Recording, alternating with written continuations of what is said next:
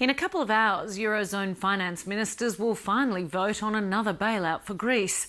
The meeting was due last week but was delayed while Greek political leaders agreed to adhere to the strict conditions attached to the funding package. For all the latest, we're joined now from London by Europe correspondent Philip Williams.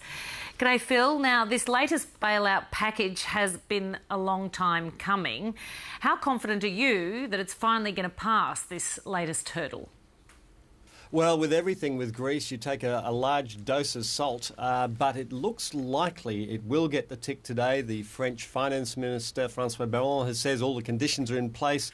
The Greek Finance Minister says too that they've adhered to all the demands from the Eurozone ministers. So it looks likely it will go through, but as I say, you do have to reserve judgment till it's actually written on the paper and all the signatures are there, because this whole issue has a habit of being derailed at the last minute. And there are still, as I understand it, some questions about exactly how this process will work. Yes, there are, and one of the questions is what happens to the profits from the bonds, the euro bonds that will be held by the ECB for Greece. Will the profits go to the Greek government? Will they be held by the ECB? That's a relatively minor technical issue. The really big question is, can this agreement hold beyond the Greek election, which is going to be in two months' time? The main political parties have signed up to it, and they've signed in blood, but they may not be running the country at the end of this election. They are on the nose, and some new entity could evolve that says, we want to renegotiate or we want to throw it out altogether. So this agreement is only good, as I see it, for the next 2 months. And tell us, how are the markets reacting? Do they indicate that this is going to end the uncertainty? Well, they're certainly relaxed about it today. They're up, the European markets are up generally around 1%, so there's no panic about it.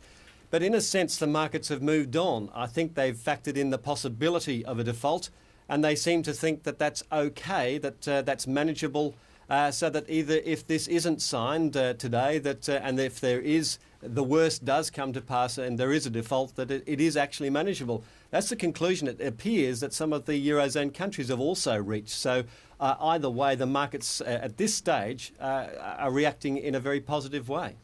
And the biggest question of all is, I guess, will Greeks be able to put up with these austerity measures?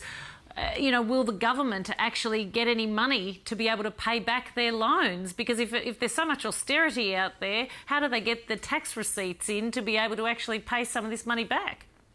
That's a very good question. This is the spiral of failure that so many people talk about. With all that pressure, with 150,000 public servants about to lose their jobs in the next 2 years, where's the tax revenue coming from?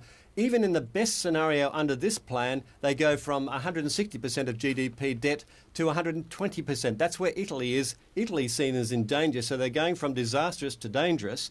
It's certainly not getting them out of the woods, and that's without any other bumps along the road. And as we've experienced with everything with Greece, there are plenty of bumps on a very, very windy road. Philip Williams, thank you very much for your time. Thank you.